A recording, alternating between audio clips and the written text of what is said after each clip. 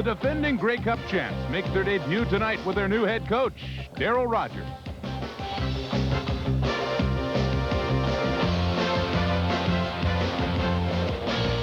Also ahead on the CFL Report, what does Danny McManus do in his spare time? We'll debut with the homeboy, a CFL QB who idolized an NFL great. A costly victory for the Calgary Stampeders. The rocket has yet to blast off. And a trip back to the 1950s.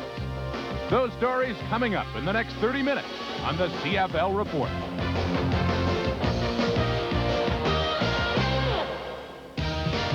They're in their cages now, but in about a half hour, the Cats will be let loose. It'll be Hamilton against Winnipeg in about a half hour's time. And the weather here in southern Ontario, not a bad night. 21 degrees. There was a forecast for some rain, but it looks pretty good so far. And there's brand new, dry, artificial turf here at Ivor Wynne Stadium.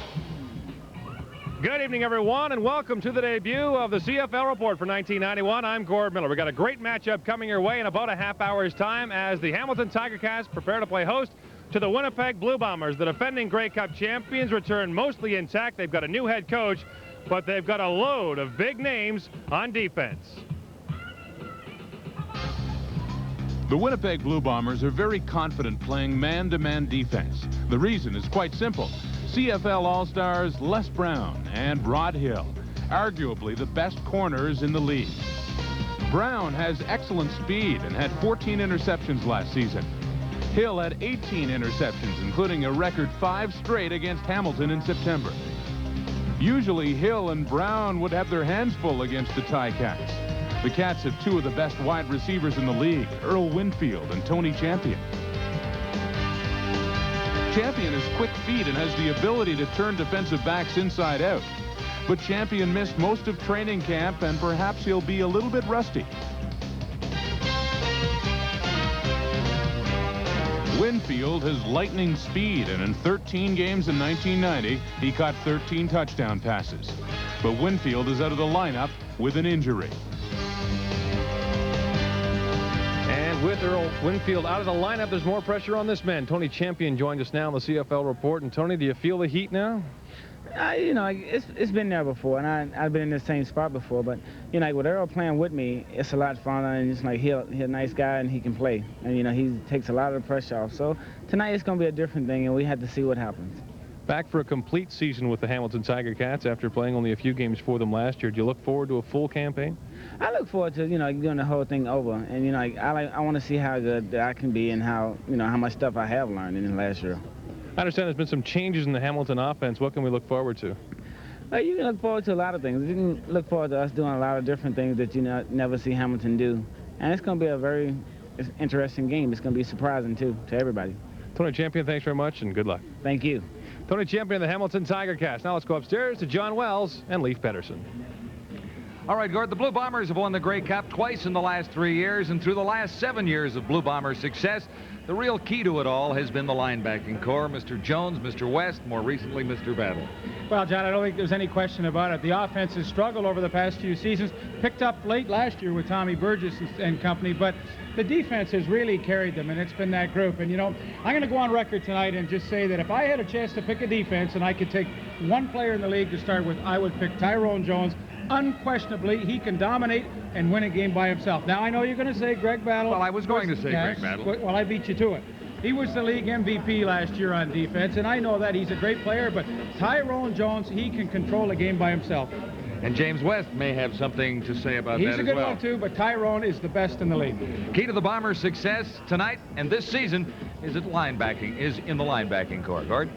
All right, thanks very much, gentlemen. Look forward to your comments on the game. Each week on the CFL Report, we're going to take you behind the scenes with a CFL player. And tonight on Meet the Players, we take a look at Danny McManus, quarterback for the Winnipeg Blue Bombers. Winnipeg quarterback Danny McManus is one of the CFL's most consistent backups. The Florida native is beginning his second season with the Blue Bombers. And when McManus isn't scrambling around the green football fields, he spends his time on greens of another sort. In my spare time, usually golf is one of my main hobbies. I try to get out as much as I can. I know Tom and I try to get out, but if it's raining out and can't get on the golf course, I really like to just sit down and relax and just watch television.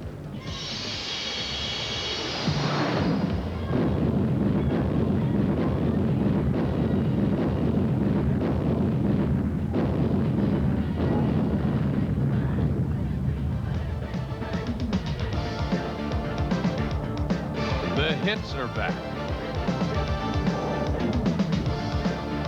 Who is the CFL's hardest hitter? We tried to show you last year with our CFL Hits of the Week. On each CFL report, we'll show you what we think are the best hits of the week. Be sure to join us next Friday prior to the BC Winnipeg game. We look back at the best hits from week 1 in the CFL.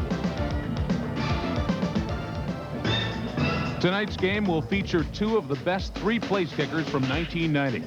Last season, Hamilton's Paul Osbaldiston hit on 83.9% of his attempts, including a 57-yarder.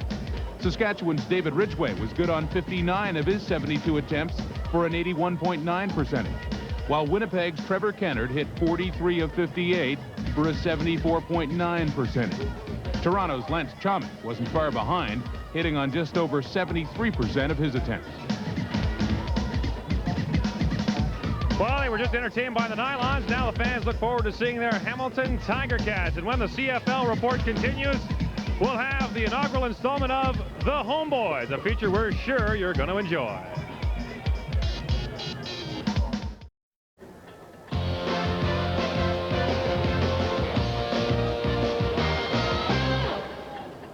Chris, how they playing you? What about 90s? 90s. 90 what? 92. Okay, that's good. That's enough. That's enough. That's enough. Just 1 to 2 routes. That's good.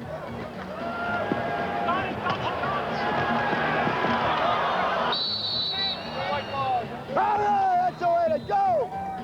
Good pursuit. That's the way to come out the corner. Right to go.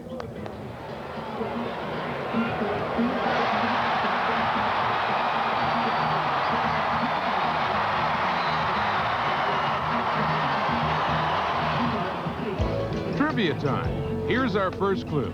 Always the toughest. This quarterback played just 7 seasons in the CFL, yet still ranks 5th among the all-time touchdown pass leaders. We'll give you a moment to think about that, but first, a new feature here on the CFL Report. Every week, it's the Homeboys with one of the most entertaining players in the CFL on and off the field. This week, Mike the Pinball Clemens is joined by his pal, Doran Major.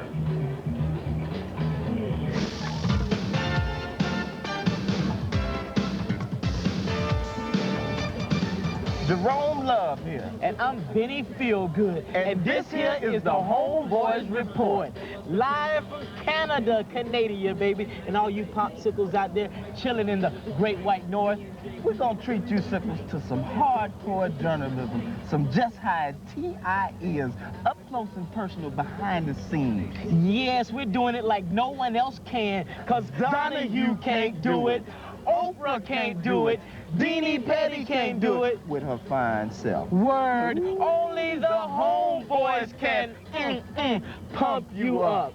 We went just across the tracks to Guelph, Ontario, and the Argonaut training camp, and we checked out the Rookie Show. The Rookie Show, and we're going to begin with my man, Big P.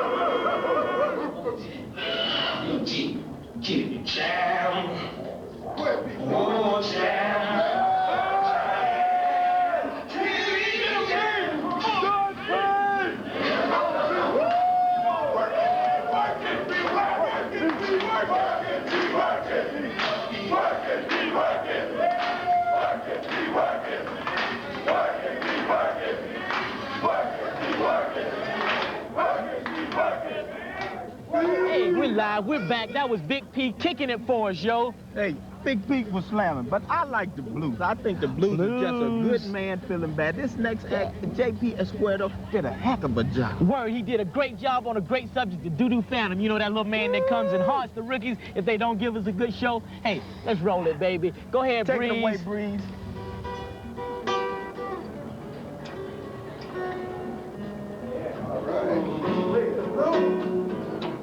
I got the Doo-Doo Phantom Blues.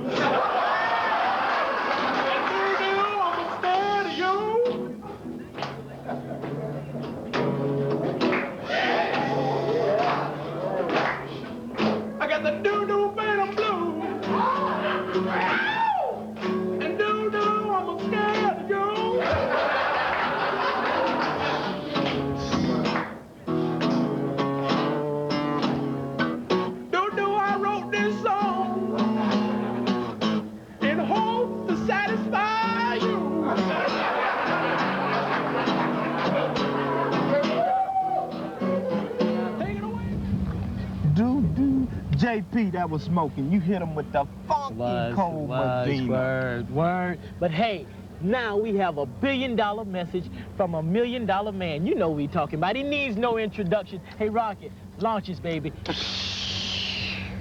When Jesus was born, the kings were troubled. The people, the priests, their minds were all doubled. So they made out of order to kill the firstborn, but they came too late, because Jesus was gone. John the Baptist was in the woods saying, come repent and do yourself good. So he baptized Jesus. The sky opened wide. The Spirit descended. John the Baptist was surprised. Jesus went through the test that day saying, come repent, I am the only way. But Jesus was tried, tempted, and tested. The devil tried to get him and he got himself arrested.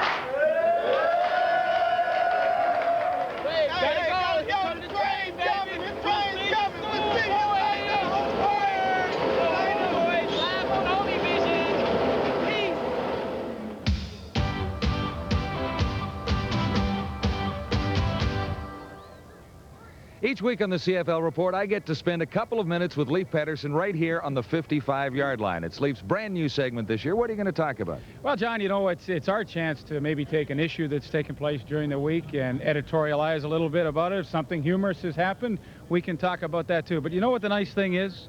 We get to choose what we want to do for a change. Now, I hope you get to be outrageous at times. Well, you never know. I've been known to do that. So we're going to have some fun with this, and we'll be at the 55-yard line every week in the CFL Report. Now, we've already had a busy week with 2 games on TSN, starting with the BC Lions and the Calgary Stampeders. The Lions lost the game the other night, but there were some encouraging signs for Bob Obilovich. Well, you know, having a couple of days to look back at Bob Obilovich and his team in BC. Now, he's done a great job, put some new players in. They look competitive. They look good, but you got to feel sorry for Obi. Who's he going to beat? I mean, I don't think he's going to beat Saskatchewan, Calgary, or Edmonton out. So already it's early in the year, and I mean, he's going to have a tough time making the playoffs. I feel sorry for him. Lancaster's Eskimos come away with a win last night, so they look like they'll be contenders, and obviously they're a good football team anyway, but there were adjustments being made in Edmonton. Oh, yeah, they want to get it back to the class act. That's what they like to tell everybody, and it was tough for us going back to Regina. You know, we have a little secret love for the Riders. Well, yeah, no, yourself.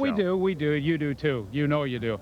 But it was fun to see Ronnie get his first win. 4-28, his first time around as a head coach, and he starts off with a big win last night. I think we were all kind of happy with that. So Lancaster is now 5-29, still a ways to go to get to 500 football. Oh, yeah. Let's talk about another new coach in the Canadian Football League who we'll see tonight, Darryl Rogers with Winnipeg. Well, he's got a little easier job. I mean, he doesn't have to rebuild at all. He's got a team that won the Grey Cup last year, won the Grey Cup 2 years ago. He's got an all-veteran group, so the toughest job he's going to have is just to keep everybody on that same plane that they have been for the last few seasons, and I don't think it's a tough job. David Beckman in Hamilton, he's got a tough job. All right, that's a couple of minutes with Leif Pedersen right here on the 55-yard line. All right, thanks very much, gentlemen. Each week on CFL Report, we go around the league and ask players a different question. And this week, we began right here with the Ticats in Hamilton. This week on the CFL's Best, we went to Hamilton and asked the Tiger Cats who they thought was the league's best punter. Well, I got to pick Bob Cameron because I remember my first year in the CFL. It was my second game, and Cameron launched one. And I could have went for a coffee and came back. Hank Olisic, because he's been consistent. Can't help it, you know. You don't have to like somebody to approve of the way he plays. Louis Pasaglia for the Lions will probably be probably the top punter in the league due to the fact that he can place the ball pretty much anywhere on the field that he wants, and he hits such high punts. They may not be the longest ones you see in the league, but they definitely are high, and it's hard for the returners to get under him, and he can pinpoint in the corners, and it makes it tough for you to return him. Saskatchewan quarterback Kent Austin is coming off his 4th and best season in the CFL. He led the league in passing and was a CFL All-Star. It was the type of season that would even impress Austin's childhood idol. My hero growing up was Roger Staubach for the Cowboys. I thought he was a great quarterback, a good comeback quarterback, and I was a big Cowboys fan because of him.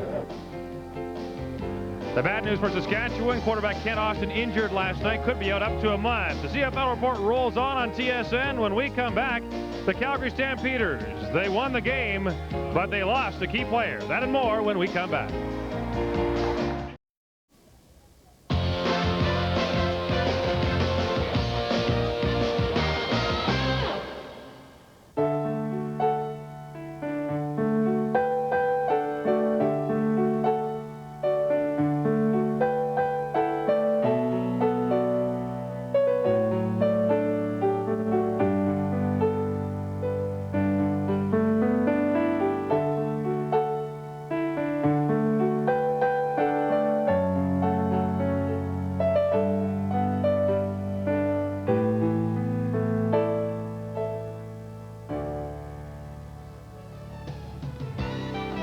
Here's our second trivia clue. Although he led the league in passing for 6 straight seasons, his team never won the Grey Cup.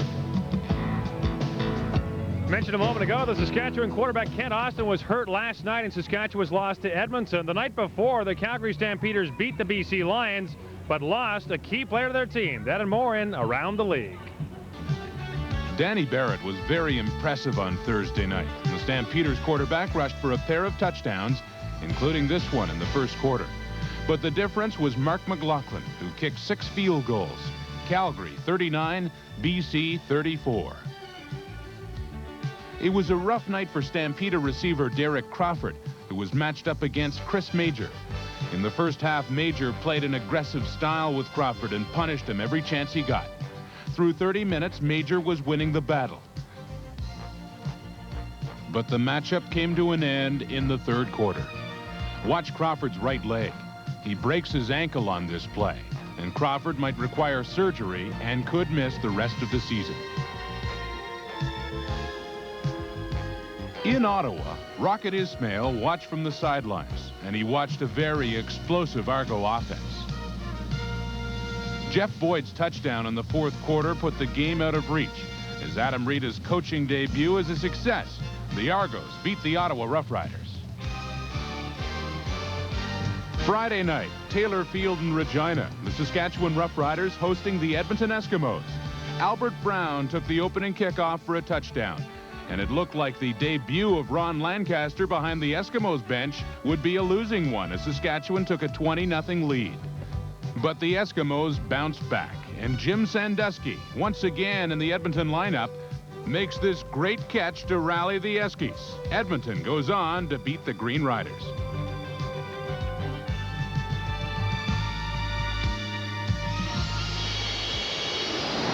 This week on Fans Corner, we went to Skydome and asked Argo fans if they thought Rocket Ismail was worth $26 million. I think he's worth $26 million. I saw him run in the Orange Bowl when he ran back that touchdown. If he can do it against the college teams, he's going to for sure do it against all these CFL teams. No football players worth that much.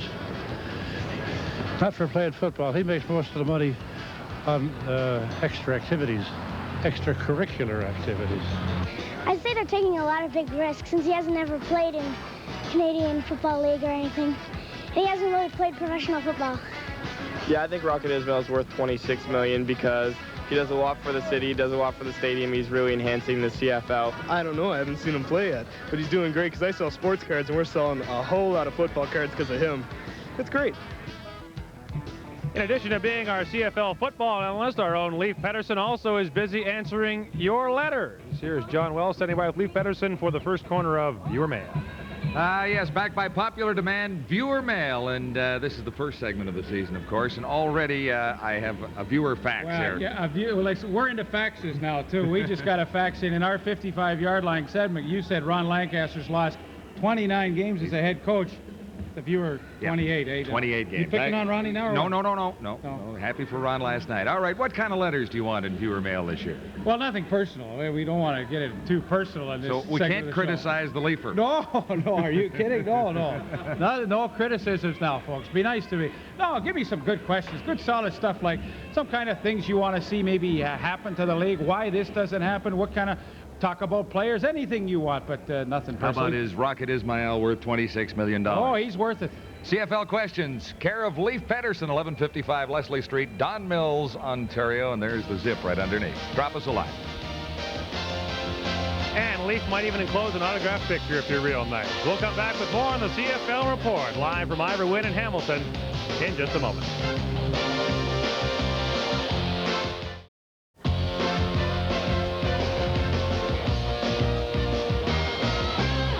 There's no doubt what our play of the week is this time. Thursday, Lansdowne Park. Mike Pinball Clements takes a punt deep in his own end zone, makes a couple of great cuts, and then gets not one but 2 blocks from number 7, Carl Brazeley. Clements goes 94 yards to the Ottawa 3-yard line. The Argos score and go on to beat the Riders 35-18.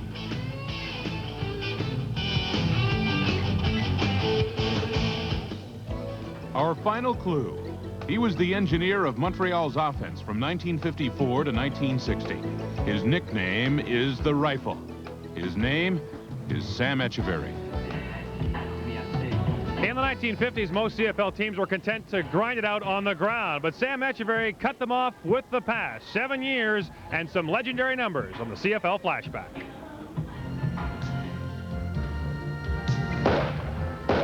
His nickname was the Rifle. Football is offense. It's not very exciting just watching defense. From 1952 to 1961, Sam Etcheverry fired touchdown passes for the Montreal Alouettes. He broke almost every CFL passing record of his time. As I answered your question before you asked me, I really enjoyed playing Canadian football. I did. The largest regret was the fact that I didn't go to the NFL when I had the chance at 54. I signed a contract with the Cardinals in 1954, and because of P-Head Walker, I came back.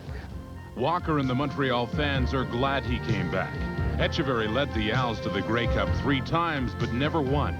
The closest was in 1954.